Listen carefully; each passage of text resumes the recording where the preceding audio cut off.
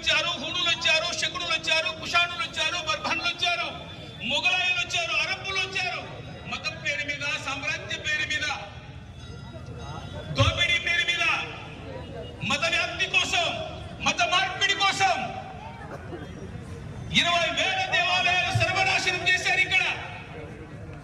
అయినప్పటికీ కూడా హిందూ సమాజంలో సహనము, స్నేహము, ఎలాంటి కోపతాపాలు లేకుండా హిందూ సమాజము భరిస్తూ వచ్చింది. కాబట్టి హిందూ సమాజానికి నిర్మించడమే తెలుసు, కూల్చడం అనేది ఈ హిందూ సమాజం యొక్క రక్తంలో లేదని స్వామి వివేకానంద 150 సంవత్సరాల క్రితం పూర్తి చేశాడండి. అసలు ఎవరు హిందూ అంటే, ఎవరు హిందువు? ఈ దేశాన్ని హిందూస్థానం అన్నారు. ఈ దేశంలో పుట్టిన ప్రతివాడు హిందువే. మన జీవన విధానంలో కొన్ని రకాల మాతృవత్త పరదానేషు, పరస్త్రీని తల్లిగా ఎవరైతే పూజించగలుగుతారో వాళ్ళే హిందువు. పరస్త్రీని తల్లిగా పూజించే నేల ప్రపంచంలో ఎక్కడ ఉందండి?